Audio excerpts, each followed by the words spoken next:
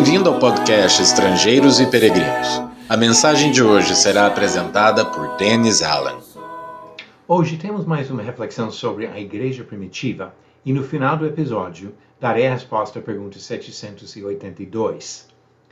Igrejas fazem parte da nossa realidade.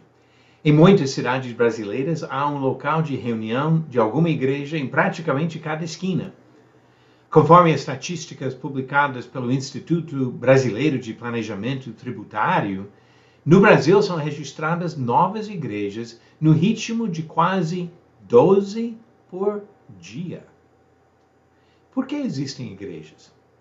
Se a resposta for baseada nas atividades das igrejas modernas, poderíamos fazer uma lista de possíveis motivos para justificar a existência das igrejas.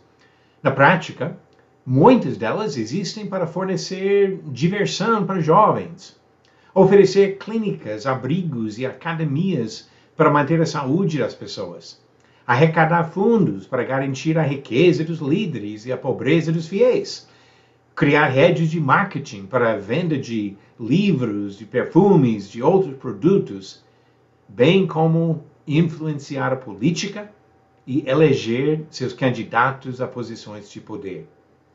Quando analisamos as diversas atividades praticadas em nome de religião, especificamente no contexto do cristianismo, percebemos que algumas coisas mudaram dramaticamente desde a época em que os apóstolos ensinavam o Evangelho do Reino de Deus.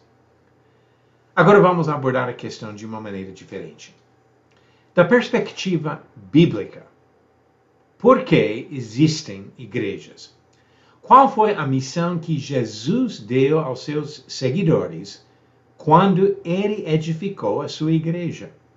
Quando seus apóstolos orientavam as igrejas do primeiro século, qual foi o foco deles? Encontramos uma descrição simples no relato de Lucas sobre o trabalho da igreja que iniciou em Jerusalém no dia de Pentecostes, 7 semanas depois da morte de Jesus. Diz Atos 2:42, e perseveravam na doutrina dos apóstolos e na comunhão, no partir do pão e nas orações. Percebemos uma ênfase nas coisas espirituais e eternas, não nas atividades sociais nem na busca de benefícios materiais. Vamos observar outros fatos sobre essa missão espiritual da igreja no Novo Testamento. Não há dúvida que a igreja do primeiro século se preocupou com as coisas espirituais. Jesus não estabeleceu um clube esportivo ou social, e ninguém tem direito de corromper a missão divina da igreja do Senhor. Nós devemos fazer tudo pela autorização de Jesus, conforme Colossenses 3, versículo 17. O reino de Cristo é espiritual. Ele mesmo disse isso em João 18, versículo 36. Disse que seus seguidores são guerreiros numa batalha espiritual e assim devem usar a armadura e as armas espirituais. 2 Coríntios capítulo 10 e Efésios capítulo 6. As reuniões da igreja, conforme o padrão das Escrituras, são ocasiões para louvar ao Senhor e edificar os participantes. Os santos no primeiro século oravam juntos, pregavam o Evangelho de Jesus, participavam da ceia do Senhor para sempre lembrar da morte de Cristo pelos pecados deles, e cantavam salmos, hinos e cânticos espirituais. Além da adoração ao Senhor, as reuniões tinham o propósito de convencer os incrédulos e edificar os santos.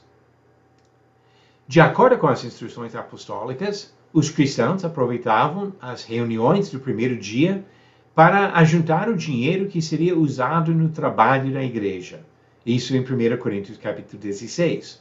O dinheiro foi empregado nas obras que Deus deu para a igreja, especialmente a divulgação do Evangelho e os cuidados de cristãos necessitados.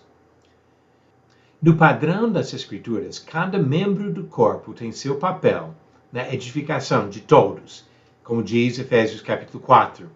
E a igreja tem a obrigação de ensinar o Evangelho, 1 Timóteo 3, versículo 15. Os cristãos têm o privilégio de divulgar a mensagem salvadora de Jesus Cristo, o Evangelho. Enquanto a missão principal da igreja no Novo Testamento fosse espiritual, devemos observar também o lado material de seu trabalho. Os cristãos contribuíam seus recursos financeiros para aliviar as necessidades dos irmãos pobres, Atos capítulo 4, inclusive as viúvas que precisavam de ajuda, Atos capítulo 6. Jesus Cristo não sacrificou sua vida para estabelecer clubes sociais, partidos políticos ou empresas voltadas ao lucro financeiro. Jesus morreu na cruz para resgatar pecadores do pecado.